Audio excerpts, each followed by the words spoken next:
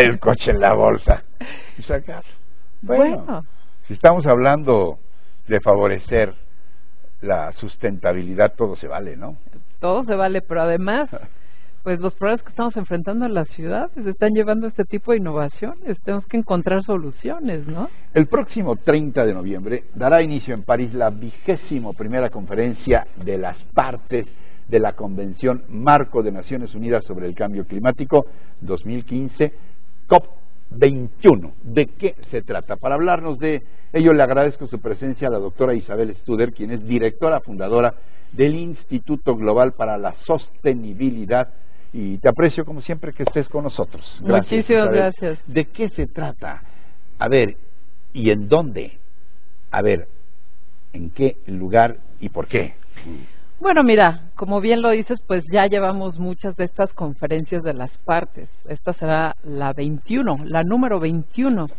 Y realmente estas conferencias pues congregan a todos los representantes de 196 países. Y bueno, pues lo que se busca es una solución al cambio climático. Sabemos muy bien que hace ya pues más de 20 años se aprobó o casi 20 años se aprobó el protocolo de Kioto, en donde por primera vez los países desarrollados dijeron que iban a reducir las emisiones de gases de efecto invernadero, que se comprometían a ello, y bueno, que los países en vías de desarrollo por el momento no tendrían estos compromisos, porque sabemos muy bien que estas emisiones de gases de efecto invernadero pues se generan a partir de la quema de combustibles fósiles. Y los combustibles fósiles pues están muy vinculados al crecimiento económico. ¿Por qué? Simple y sencillamente porque el petróleo y el gas han sido la base del desarrollo económico desde, pues por lo menos digamos, la revolución industrial.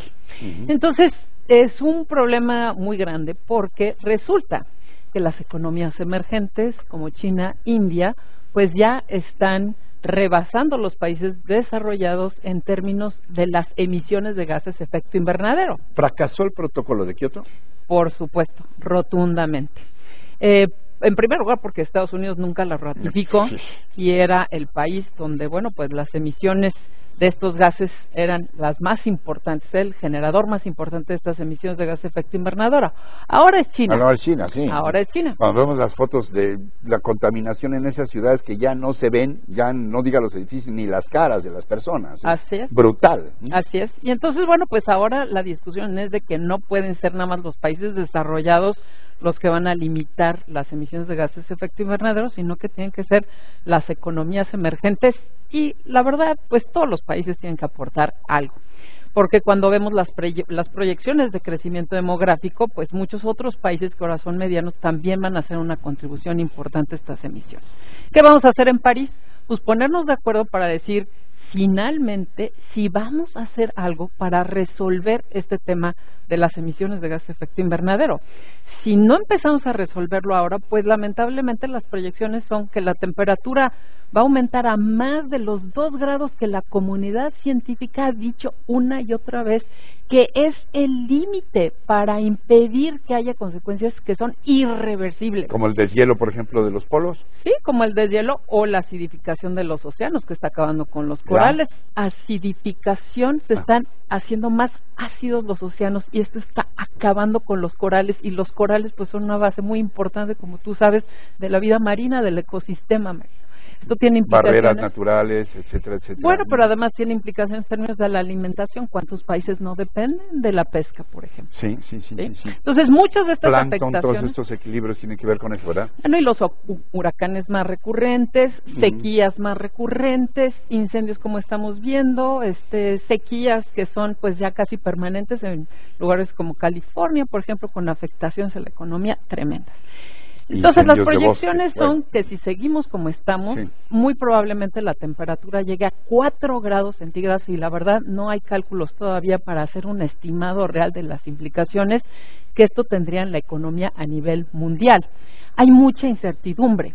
Hoy te puedo decir que comparado con hace 20 años se ha multiplicado por 10 el costo nada más de huracanes, inundaciones y afectaciones a infraestructura, sin contar todos los costos adicionales asociados con el cambio climático, ¿no? Entonces, cuando en los 70 eran 10,000 millones de dólares, hoy estamos hablando de 130,000 millones de dólares, nada más viendo así las afectaciones de Katrina, de Sandy, de Odile, de todos estos, ¿no? Ahora, aquí, eso estás escribiendo el panorama global. Aquí, ¿qué nos está pasando? ¿Y qué no estamos haciendo en favor del cambio climático? Bueno, pues mira, faltan muchas cosas por hacer, efectivamente. En primer lugar, la lucha contra el cambio climático no nada más es decir, vamos a reducir emisiones en lo abstracto. Se requiere una transición energética. ¿Qué quiere decir esta transición energética? Pues un incremento importante del uso de las energías renovables y de los combustibles limpios.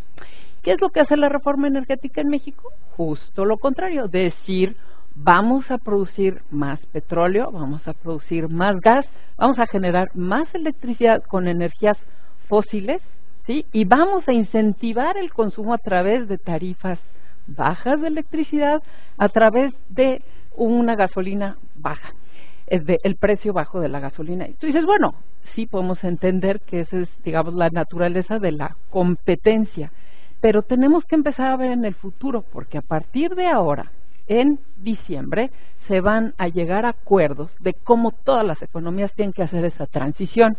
Y nosotros, en vez de ver en el largo plazo, pues estamos viendo nada más en lo que le conviene al actual gobierno, que es bajar el precio de la energía, porque esa, bueno, pues fue una de las promesas del presidente Peña, y efectivamente, pues eso lo que hace es incentivar el uso de las energías, en vez de hacer un uso más eficiente de las mismas, usar un combustible como el gas, que sin lugar a dudas es más limpio que el combustóleo, pero nunca va a ser tan limpio como las energías renovables.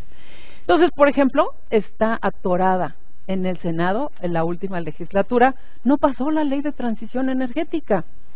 Si ahorita te encontraras en un semáforo al señor, no sé si es doctor, la verdad, Rafael Pachiano, nuevo titular de la Semarnat, si estuvieras haciendo un embotellamiento, tuvieras un minuto ahí mientras se arrancan o no, ¿qué le dirías? Hey, secretario nuevo, sí. Nuevo secretario, doctor, señor, licenciado, lo que sea, Pachiano, sí. ¿Qué le dirías? Oiga, apúrele a qué, apúrele a qué. Apúrele, usted es muy joven, tiene mucha energía para realmente ser un líder, impulsar esta transición energética que es fundamental para su generación y para las generaciones futuras del país. Si no empezamos ese cambio hoy, lamentablemente México se va a rezagar, y eso no nada más va a afectar si contribuimos más o menos a las emisiones, va a afectar la competitividad futura del país. Y además, las energías renovables ofrecen la oportunidad de generar más empleos, reducir la contaminación, y cuando hablamos, por ejemplo, de biocombustibles, pues obviamente mejorar la calidad de vida en las ciudades. Las aglomeraciones, el tráfico que tenemos, necesitamos transporte limpio, necesitamos un transporte que realmente nos haga la vida más fácil a los que vivimos en las ciudades, la ciudad común, como esta ciudad, la Ciudad de México. Qué paradoja, ¿no? Ahora que sentimos la necesidad de malbaratar el petróleo, porque cada vez el precio está más bajo, sin embargo decimos, bueno, si no, eso es lo que estamos diciendo, ¿no? Desde el punto de vista, bueno, si no lo vendemos ahora, ¿cuándo? De lo perdido lo que aparezca. Venta de garage. ¿No es una contradicción? Pues es una gran contradicción, porque además estamos importando las gasolinas, estamos importando el gas, ni siquiera lo estamos produciendo aquí. Entonces, ¿por qué no tener una visión de largo plazo? Es decir, guardamos ese petróleo que va a costar más en el futuro y hacemos las inversiones correctas en lo que va a ser las fuentes más importantes de energía en el futuro, en México y en el mundo. ¿No sería negocio? Yo me pregunto, a lo mejor soy muy ingenuo, hay empresas que dicen, ay, vamos a hacer un túnel por debajo de Insurgentes, ay, vamos a hacer un segundo piso en la avenida Chapultepec. ¿No sería negocio rehabilitar ríos, recuperar terrenos? Seguimos con este deterioro de nuestro territorio, de perder 100 o 200,000 hectáreas de bosques y selvas cada año, Así es. De seguir contaminando ríos. Creo que tenemos el 80 o 90% de nuestros ríos contaminados. Así es. ¿Qué rayos nos espera? Claro. Isabel, a ver. Bueno, no, estoy de acuerdo absolutamente contigo, pero no nos vayamos tan lejos. ¿Por qué en vez de hacer todas esas vialidades y segundos pisos no invertimos en transporte público decente para todo el mundo? Es una absoluta necesidad. Ya los segundos pisos otra vez están atascados, entonces no nos tenemos que ir tan lejos de las ciudades como para hacer decisiones inteligentes, para que todos tengamos un mejor bienestar. Y tienes absolutamente toda la razón, para no hablar del deterioro de nuestro capital natural, que es muy severo comparado con otros países. México ha deteriorado más rápidamente ese capital natural que decimos que tenemos, nuestra abundancia de recursos, pues no nos cuidamos. ¿Qué opinas de nuestra estrategia nacional en favor del medio ambiente? O sea, la verdad es que no tenemos una estrategia. Ojalá y la tuviéramos. Era una pregunta capciosa. Claro. ¿Cuál? ¿Cuál exactamente? Citando a los clásicos diríamos, pues ¿cuál? ¿Por qué no tenemos una estrategia? No tenemos integral, visión, integral. O sea, decir, a ver, ¿qué tenemos que hacer todos? Las costas, los manglares, hasta las ciudades. Bueno, ¿qué hacemos? Bueno, tú ves que ahí en el informe supuestamente está un objetivo de crecimiento verde. Y cuando uno revisa las poquitas cosas que han salido sobre el informe, pues realmente no tenemos ningún resultado al respecto. Para terminar, algo que te debía preguntar al principio, tal vez, ¿por qué sostenibilidad y no sustentabilidad? Pues nada más es una... A mí me gusta más lo de sostenibilidad, pero bueno. Es simplemente el que la Real Academia de la Lengua Española dice que el término correcto es sostenible, no es sustentable. Simple y sencillamente. Isabel, muchas gracias por estar con nosotros esta noche, y bueno, ya sabes que este espacio se queda abierto para esta causa siempre. ¿Por qué no vienes y nos platicas más seguido de estos temas, ¿sale? Encantada, claro que sí. Cuando nos pongamos de acuerdo y tú lo decidas también, que nos digas, oye, hay que entrarle a esto, órale. Muchísimas gracias, con mucho gusto. ¿Sale?